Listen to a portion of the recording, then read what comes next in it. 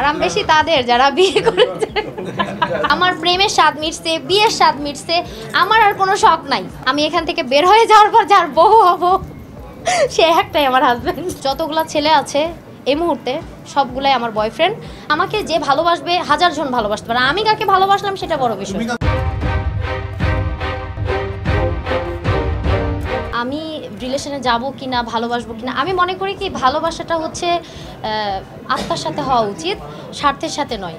আর বিশেষ করে আজকে ভালোবাসার কথা বললাম, 2 দিনের দিন কক্সবাজার গেলাম, সূর্যাস্ত দেখলাম, 3 দিনের দিন ব্রেকআপ করে ফেললাম, এরকম রিলেশনশিপে আমি যেতে চাই না। আমি চাই life partner is very important. আমার জীবনে যে আসবে, যাকে আমি ভালোবাসবো, ডেফিনেটলি সে আমার ওইরকম একজন পার্সন হতে হবে, বা আমিও তার ওইরকম একজন পার্সন হব না। প্রেমিক খুঁজুক আমাকে যে ভালোবাসবে হাজার জন ভালোবাসতে পারে, আমি কাকে ভালোবাসলাম সেটা বড় বিষয়।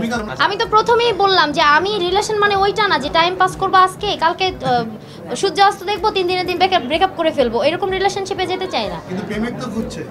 আমার প্রেমের স্বাদ মিটছে, বিয়ের স্বাদ মিটছে, আমার আর কোনো শখ নাই। ইফ ইউ ডোন্ট মাইন্ড, আমি হচ্ছে ক্যাজুয়ালি কথাটা বললাম, আমার আর কোনো শখ নাই।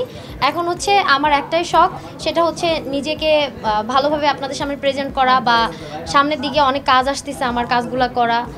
লাইক হচ্ছে আমার লাইফে অনেক স্ট্রাগল করে, অনেক জার্নি করে আমি এই পর্যন্ত আসছি, আপনারা কম বেশি সবাই জানেন। তো আমি চাচ্ছি আমার এই সফটওয়্যারটা যেহেতু অনেক দিন আগেই ক্লোজ হয়ে গিয়েছে, আমি নুসরাত আমি একাই নিজের পায়ে দাঁড়িয়েছি। আমি নিজের আলোয় আলোকিত হতে চাই, ইভেন আমি হয়েছি। গরমটাই পছন্দ, কারণ গরমের সময় এসি দিয়ে ঘুমানো যায়, শীতের সময় তো থাকা যায় না, খুব বাজে সিচুয়েশন। পোশাকের দাম 10 টাকা হোক বা 1 টাকা, আপনারা দেখলেই বুঝতে পারছেন কত হতে পারে। আমি মনে করি যে হচ্ছে পোশাক দিয়ে কারো হচ্ছে মেন্টালিটি বা কারো বিচার করাটা উচিত না। তোমরা আমার ভালোবাসার মানুষ, এক কথাই শেষ। এর উপরে কোনো কথা আছে কারো? আরাম বেশি তাদের যারা বিয়ে করেছে। থাকি সিঙ্গেল লাইফটা হচ্ছে ইজ বেস্ট।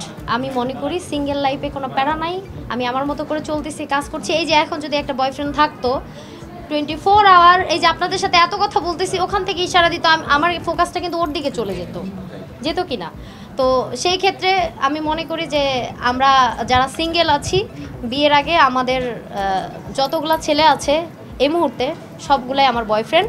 আমি এখান থেকে বের হয়ে যাওয়ার পর যার বউ হব সে একটাই আমার হাজবেন্ড। ডিসকাউন্ট চলতেছে, আপনি জানেন না? বিয়ের ডিসকাউন্ট।